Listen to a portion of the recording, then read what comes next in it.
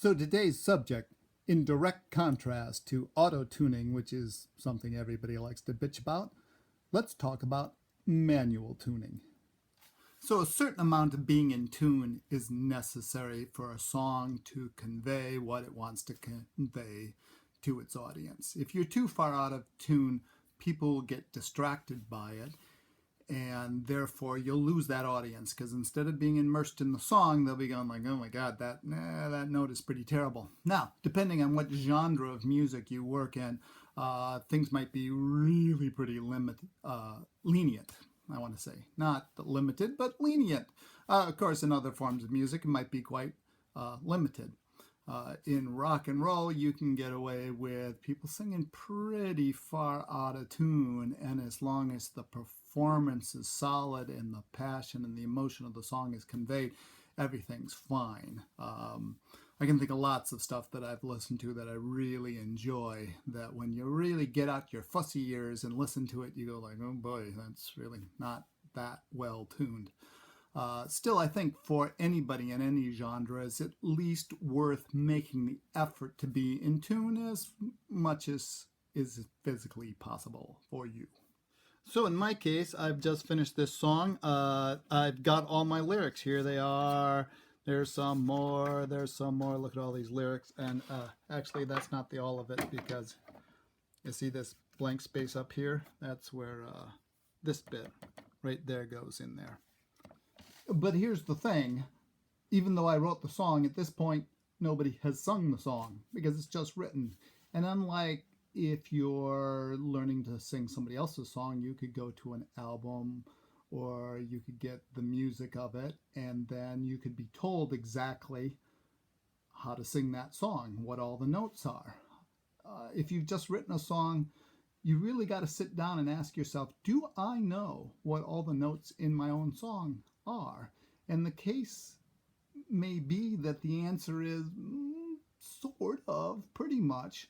But I think especially if you have, improv the melody over the top of a chord sequence, you might find that the actual melody line is not as set in stone as you might like it to be. The step one of manual tuning is to sit down and figure out note by note what you actually intend that melody to be. My suggestion is using a keyboard to find all the notes in your melody. Now, if the first thing you say to yourself is, well, wait a minute, I don't play keyboards, well, you're in luck, because neither do I. But I think the keyboard has the advantage of is because it's so damn linear, well, except for this bizarre thing of making some of the notes black keys for some totally random reason. Well, we'll just have to put up with that, because C major chauvinism is something that's so in place on keyboards that we're never going to get away from it anyway. So, but the advantage of the linearness of it is that you can really see how big the intervals are when you're going from one octave to another octave. So I think it's a really good way just to sit down with your melody, plunk it out note by note, and say, where the hell is this melody? Now, if you notice, I did this, which makes life a lot easier, as I drew on it with magic marker, the different notes. And what I also found out when I was working out this song is that it uses black keys. So I taped those with electrical tape, so it's easy to find in this forest of black keys which ones normally come up. And even more to the point, you notice there's orange tape on the C's, and that's because there's a point where it changes keys. And when I change keys, all of a sudden that C note, which I haven't been playing, I've been going right from this one. Boy, this is kind of hard to do while you're holding the camera. From that one to that one. When I change keys, all of a sudden, that note starts getting used. Now, if you say, wait a minute, I can't mark up my piano like that. It's a very expensive Steinway. I'll go like, don't worry. If you use like a good marker like this one, the ink will stick on it just fine, even if it is a fancy piano. So you'll be set to use this system. All right. So I got my piano all marked up. I got my lyrics here. I think I know how this goes, but this is the point of figuring out what exactly are the notes. So the first pit is darkness fading now.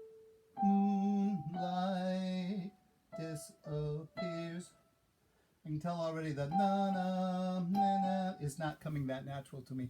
Now, one thing I got to be careful of is when I'm going through this and finding every note that's actually in the melody is not to la la la my way through it, because if you go la la la la la, la is a consistent note. I'm not changing the shape of my mouth and therefore the pressure back on my larynx. You actually have to sing the actual words. Darkness fading now, moonlight, moonlight. You know, I can always tell that na na na na na. I'm not tuning that note right, so I'm going to have to work on that. Moonlight, moonlight disappears. And then, so I wouldn't bore you with the whole tedious process, but I need to go through the entire song, including all the key changes where this note comes in. In there comes la. There's a part that goes like that, which comes out of the key that I was in. Go through the entire song and find all the notes till I'm familiar with what they are. Now, this phase is good up to a certain point. This is just finding all the notes. Once I've found them, I don't want to continue to practice like this for a couple of reasons. The reason why I want to get away from the keyboard after I've figured out where all the notes are is that I will in the end be performing this to the actual tracks in the music. And depending on what note I'm singing and what chords are being played at the same time, those notes can feel very different than just plunking them out individually. For instance, let's say I'm singing a G. If there's a G chord at the time, that's going to feel different than if there is a C chord going on at the same time. I'm still singing the same note, G, but if I'm singing it to a G chord, it's going to feel different to me than if I'm singing it during a C chord, or even more so if I'm singing still a G, but there's a E minor chord going on. So I want to get the feel of how those notes are going to sit in the song relative to the chord structure. Now, having said that, I think it's also useful to sing without the piano or without the music. I'll do this oftentimes quite slowly, just go through the song note by note with nothing else going on, trying to tune from one interval to the next interval to the next interval as I work my way through. This can be very helpful. So this is the point where you can start rehearsing your song, doing it over and over again in hopes that the gods of repetition will come and bless you with proficiency. Now the question is, how much time and effort has to go into that process? And I saw a pretty interesting video by Jerry Seinfeld, of all people, who said that to tell a joke well, you have to tell it 300 times. And I thought, holy crap, 300 times? Well, if that's true for a joke, why wouldn't the same thing be true for a song? But you think, singing a song 300 times, you do it 10 times a day. It's a month of rehearsal before you're going to get to at least Jerry Seinfeld joke-telling familiarity. So, who knows? Now, at some point, you're going to need to start the recording process and actually sing your performance. Now, regardless of how much you've practiced, if you can't hear yourself well, you will not sing well. On the other hand, if you go into your mix that you're listening to and turn yourself up too loud, you'll also won't have a good performance, because there's two things going on there. There's how well you're singing, and then there's what you're trying to tune to. If you can't hear the thing you're tuning to, you will not tune accurately to the song. If you can't hear yourself well enough, you may think you're fine because you're listening to the in-tune song and thinking, oh, all I hear is in-tuneness. Whereas the opposite can be true. If you're only listening to yourself, then you can think you're fine, but what you don't realize is you haven't really sunk up with the song correctly. So we need both of those things. In the moment of actually recording the song, do the passionate thing. Do not think like, am I sharp, am I flat, blah, blah, blah, blah, and have all that analytical chatter going on in your head, because then you absolutely have a dreadful performance. Just get into the song, get in the emotion, close your curtains so people don't walk by and see what you're doing. So you get all embarrassed and self-conscious. Really give it a whirl. Now, when you're done and you're listening back to it, that's when you really want to pull out your fussy ears and go all critical and say, is this good? Is this not? Can I do this better? Can I not do this better?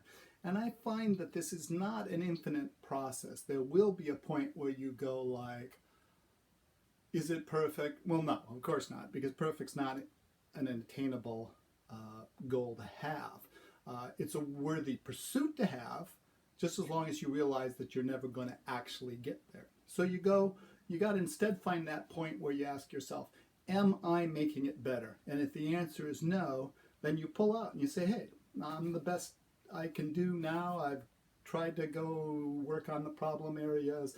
I fixed them to a certain extent, and then let go of it. And now you can make the next controversial decision in this whole process.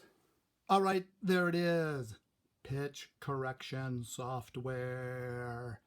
All right, now the first thing I need to say is auto-tune is the wrong word. That's a brand name for a particular company. Auto-tune is made by Arteries. They were one of the first people to make pitch correction software. There's many different programs. This, as it says right here, is Melodyne. So if somebody honestly asks me, do you ever use auto-tune? I can say no, because I've got Melodyne. Now, should you use this at all is the question. And how that question should be answered as no is when you're done with that song, is anything bothering you? Are you happy with it? If you're happy with it, nothing bothers you. My God, do not open up this piece of software and start looking at stuff, because then you'll find out that you're not perfect. And then you might sit there and go make it perfect, and you'll make it even frickin' worse. The only way I'd go back through and use this is something where I've been working at it forever and ever and ever and ever, and there's this one piece that I just can't get right. Then maybe it makes sense to go and move this around a little bit. And a lot of times you'll find out that that thing that bugs you really wasn't that big of a deal, but if it gives you that sense of satisfaction, then go ahead and do it. But anyway, let's talk a little bit more about auto-tune and why it's a problem for people. Now, here's the thing. If I play this thing, an electric guitar, and it goes through maybe these pedals, or maybe those pedals, or those pedals, or, oh, wait, there's more over here. And then you got to decide, wait, am I going into this amplifier here? Am I going into that amplifier? Oh, wait, there's another one. Maybe I put it into here. Well, what's the point I'm trying to make here? And here's the point. The thing about electric guitars, because there are so many different variables, nobody has a reference point to say, this is how a guitar sounds, or this is not how it sounds. What is the natural sound of an electric guitar? Well, there's nothing natural about the instrument, period. So there's really no point in pursuing that whole thought. On the other hand, with the human voice, things are much different. We have a voice. We listen to other people using their voices. We have a very accurate reference of what a human voice should sound like. Therefore, if sometime in post-production you take that voice too far away from that reference point we have, then things will sound odd and fake and kind of disconcerting. And this is the problem that in particular the earlier forms of auto-tune, the actual program, ran into, is that be a lot of what's called artifacts that would make people sound like they're a robot or like they're singing through a tube, and people found this quite off-putting. And then there's the moralistic standpoint of saying, well, why can't these people sing in the first place? Which is kind of a good point. Why don't they sit down and go through the same sort of thing I'm doing, sitting at the piano and actually finding the notes and rehearsing it, so that they actually could sing the thing correctly. Now, here's the thing. I was raised in a generation, the 60s, 70s, 80s, where just a crap ton of stuff was not sung all that accurately. And my reference point for what sounds good is actually fairly loose, because I absorbed a lot of music that wasn't that accurately sung, and nonetheless it conveyed what it wanted to convey, and I'm perfectly okay with that. On the other hand, I kind of wonder about the current generation that has grown up listening to nothing but auto-tune pop songs, if not were that we're building not something bad, but a generation of very accurate singers, because their reference is going to be a hell of a lot more accurate than mine was. For instance, think of Steppenwolf's "Born to Be Wild." I mean, you get on your motorcycle, you start going down the highway, you can't help but have that song come in your head. Huge song. They made zillions of dollars. It's in movies, advertisements, all sorts of stuff. But listen to actual singing. It's not very in tune, at all. And does it matter? And that is the question when you pull out your pitch correction software. Does it matter? All right, before we wrap things up, just for giggles, let's take a look at this thing. This is actually not singing. This is cello playing right here. And look what happens here. If I press on this note that I played, then it will tell me that that's an E. And I'm 5% too sharp. In other words, I've gone 5 out of 100 units towards the next note up. Tell the truth, if I was singing and I saw that, I'd leave that alone. Now let's look at this note. 18, almost 20%. So getting close to a fifth of the way towards the next sharp note. Now let's look at this one.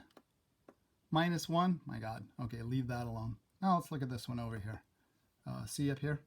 There we go, +18. That means when I play this note, I play it very accurately too sharp because I did it twice in a row.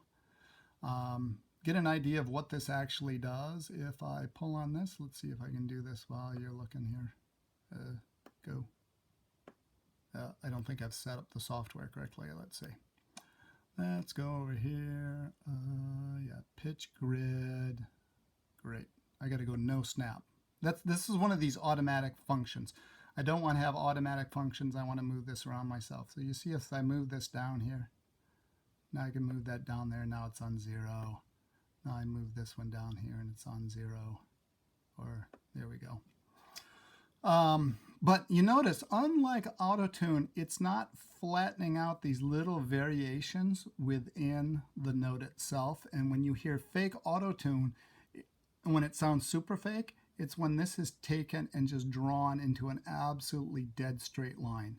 If you want to know why people sound like they're singing through a tube, it's because all this stuff has come out of here. Now, if you leave this alone and just move it up and down a little bit, you'll actually have a case where you've used pitch correction software in a manner that you're not going to sound unhuman, and yet you're going to be on pitch. And I tell you, nobody's really going to notice that.